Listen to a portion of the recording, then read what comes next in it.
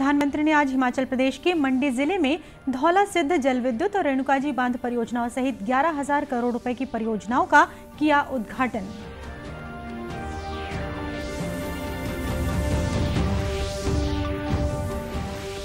मुख्यमंत्री धमतरी विकासखंड के डोंगेश्वर धाम देवपुर में आयोजित परख कबीर सत्संग मेला और युवोदय कार्यक्रम में हुए शामिल।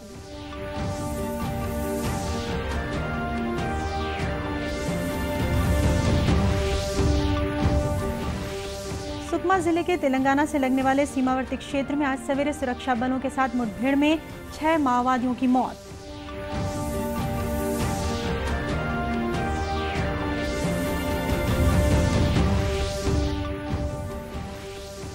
और प्रदेश में कोरोना टीकाकरण के लिए पात्र 60% आबादी को लगाए जा चुके हैं दोनों टीके। 95% लोगों ने लगवाया पहला टीका।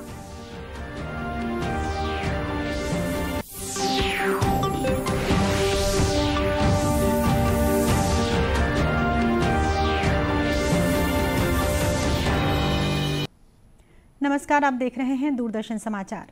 मैं हूं शीतला शुक्ला। अब समाचार विस्तार से। प्रधानमंत्री नरेंद्र मोदी ने आज हिमाचल प्रदेश के मंडी जिले में धौला सिद्ध जल विद्युत और रेणुकाजी बांध परियोजनाओं सहित 11,000 करोड़ रुपए की परियोजनाओं का उद्घाटन किया और आधारशिला रखी। इस मौके पर प्रधानमंत्री ने कहा कि केंद्र और राज्य सरकार के समन्वित प्रयास से ही योजनाओं का अधिकाधिक लाभ लोगों तक पहुंच सकता है। केंद्र सरकार का एक इंजन जिस योजना को शुरू करता है, राज्य सरकार का दूसरा इंजन उस योजना को तेज गति से आगे ले जाता है। अब जैसे आयुष्मान भारत योजना का उदाहरण है, इस योजना को आगे बढ़ाते हुए राज्य सरकार ने हिम केयर योजना शुरू की और ज्यादा लोगों को 5 लाख रुपए तक के मुफ्त इलाज के दायरे में लाई। इन योजनाओं में हिमाचल के लगभग 1.25 लाख मरीजों को फ्री इलाज मिल चुका है। इसी प्रकार यहां की सरकार ने उज्ज्वला योजना के लाभार्थियों का विस्तार गृहिणी सुविधा योजना से किया, जिससे लाखों बहनों को एक नई मदद मिली। प्रधानमंत्री ने राज्य सरकार के विभिन्न विभागों की प्रदर्शनी का अवलोकन भी किया।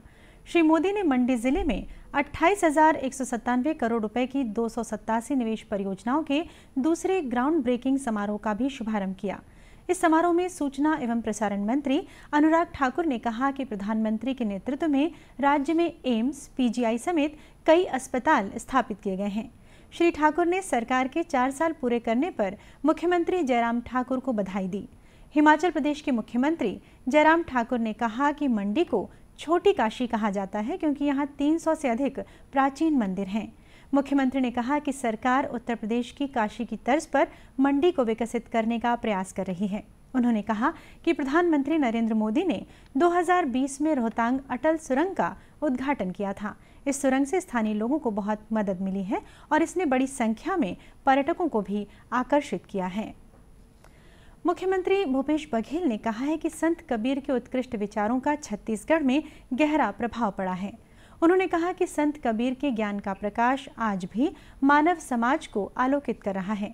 वे न सिर्फ एक संत, कवि और प्रखर समाज सुधारक थे, बल्कि उससे भी आगे बढ़कर उन्होंने लोगों को जीवन जीने की शैली बताई।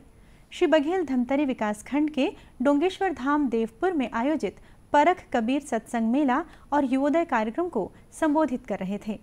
मुख्यमंत्री ने यहां सत्संग भवन, सह ध्यान कक्ष और मनन वाटिका का भूमि पूजन करने के साथ ही सदगुरु अभिलाष साहिब वाचनालय का लोकार्पण भी किया। उन्होंने मेला क्षेत्र के सौंदर्यीकरण की घोषणा की। इसके अलावा संत कबीर आश्रम के विकास के लिए 20 लाख रुपए की मंजूरी दी। वहीं जैतखाम निर्माण के लिए सतनामी समाज को 10 लाख रुपए स्वीकृत करने का भी ऐलान किया।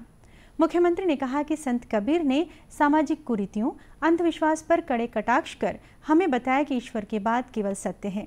650 साल बीतने के बाद भी महान समाज सुधारक और संत कबीर पर शोध किए जा रहे हैं।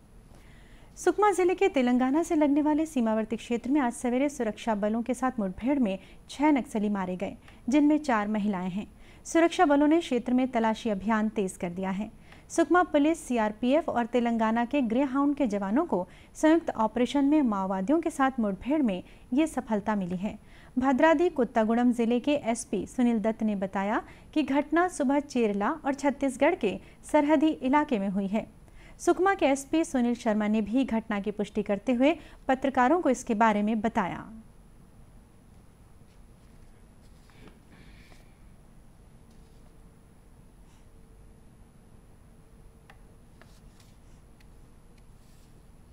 जी, ये एक संयुक्त ऑपरेशन था जिसमें ग्रेहाउंड तेलंगाना, भद्राद्री कोत्तागुड़म जिला police, CRPF 141 BN, Kistaram DRG हमारे जिले की, ये सभी लोग मिलके इनको सूचना प्राप्त हुई थी कि एक पेसरपाड़ू एरिया में नक्सली 50 से 60 की संख्या में चेरला पुलिस स्टेशन और केला police station area Kistaram police station area में अटैक करने वाले हैं।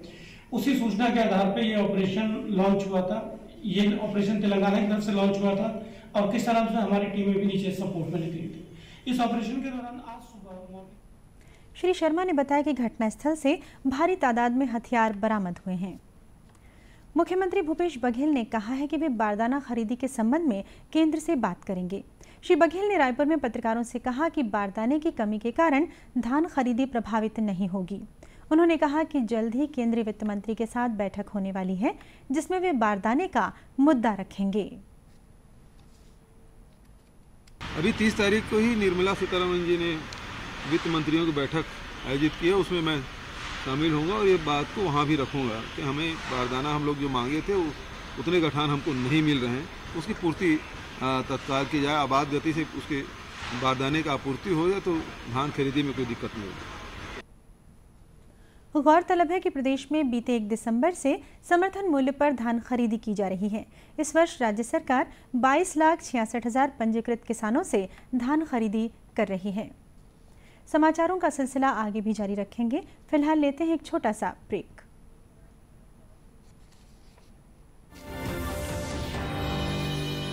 ये विशाल है ना, इसका सब प्रॉपर चलता है। कल उसके बैंक अकाउंट में 15,000 रुपए का फ्रॉड हुआ है, पता है? इसको तो कोई टेंशन ही नहीं होती है, देखना। टेंशन क्यों? मेरी कोई गलती नहीं थी। फिर भी फ्रॉड होने पर मैंने तुरंत बैंक को इन्फॉर्म कर दिया। आरबीआई कहता है अगर आपके अकाउंट से किसी ने धोखे से पैसे निकाले हैं तो बैंक को जल्द से जल्द इन्फॉर्म कीजिए। 3 दिन के अंदर इन्फॉर्म किया तो कोई नुकसान नहीं होगा, जितना लेट करोगे उतना ज्यादा नुकसान। और सुन, सब चलता नहीं है, प्रॉपर चलाना पड़ता है। आरबीआई कहता है जानकार बनिए, सतर्क रहिए।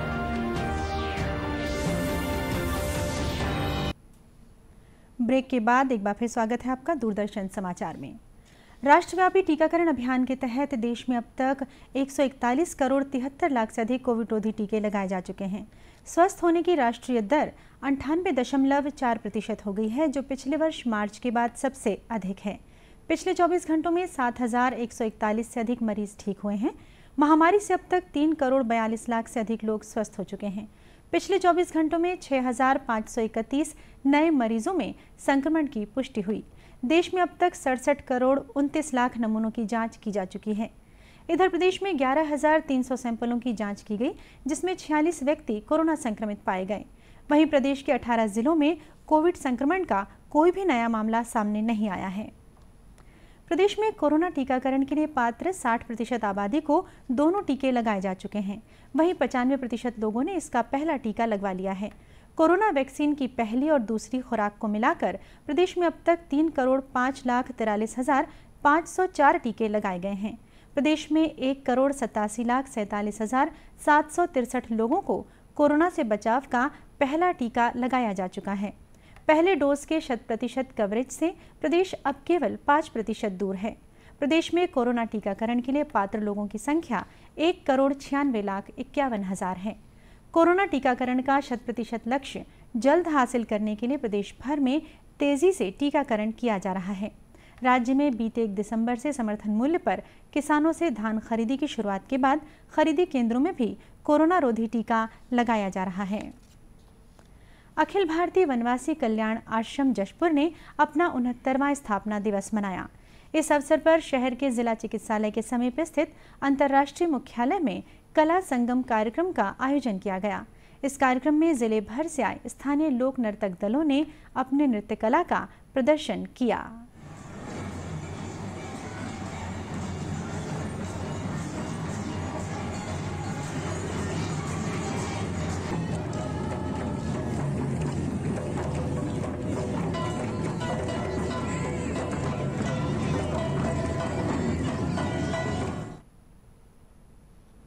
कार्यक्रम के आयोजकों में से एक और जशपुर राज परिवार के सदस्य प्रबल प्रताप सिंह जुदेव ने बताया कि वनांचल इलाके में आदिवासियों की संस्कृति, रीतियों और रूढ़ियों को बचाए रखने के उद्देश्य से ये आयोजन किया गया है।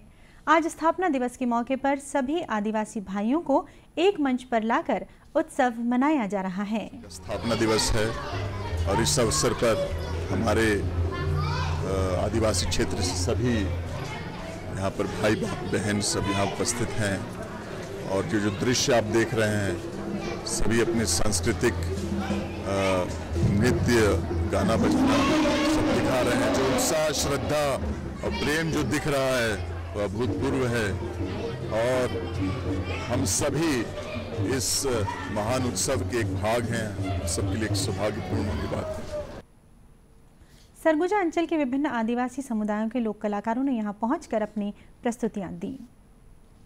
कस्तूरबा गांधी आवासीय विद्यालय कोरबा की 2 छात्राओं ने अगरबत्ती की राख से सुगंधित चौक बनाया है। इन छात्राओं की इस पहल का राष्ट्रीय बाल विज्ञान प्रतियोगिता के लिए चयन हुआ है। गौरतलब है कि जीवन के लिए विज्ञान थीम पर राज्य स्तर पर बाल विज्ञान प्रतियोगिता का आयोजन किया गया था।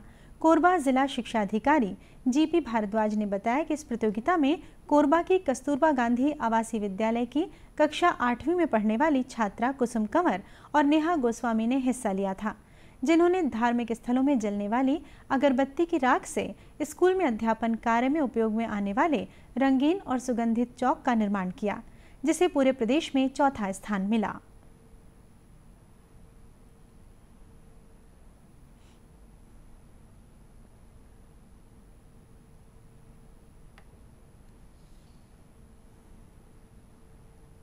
बालिका आवासीय विद्यालय कोरबा की 2 छात्राएं कुमारी कुसुम कंवर और नेहा गोस्वामी दोनों के द्वारा राष्ट्रीय बाल विज्ञान कांग्रेस के तहत आयोजित प्रतियोगिता में जीवन के लिए विज्ञान जो थीम है उस पर अगरबत्ती के राख से चाक बनाया गया है और चाक बहुत ही स्मूथ और बहुत ही टिकाऊ चाक है, जिसका राष्ट्रीय लेवल पर उन दोनों बच्चों का चयन हुआ है।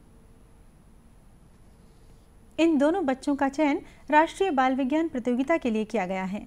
और अब अंत में मुख्य समाचार एक बार फिर। प्रधानमंत्री ने आज हिमाचल प्रदेश के मंडी जिले में धौलासिद्ध जल विद्युत और रेणुकाजी बांध परियोजनाओं सहित 11,000 करोड़ रुपए की परियोजनाओं का किया उद्घाटन।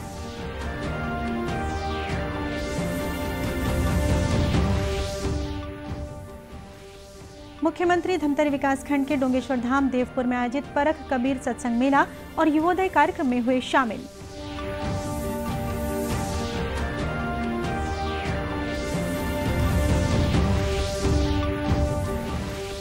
सुकमा जिले के तेलंगाना से लगने वाले सीमावर्ती क्षेत्र में आज सवेरे सुरक्षा बलों के साथ मुठभेड़ में 4 महिला माओवादी सहित 6 माओवादियों की मौत।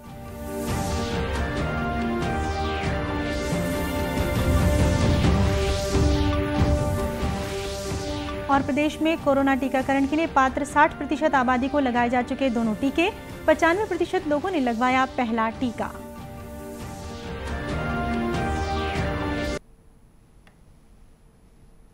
इसी के साथ ये समाचार बुलेटिन यहीं समाप्त हुआ। नमस्कार।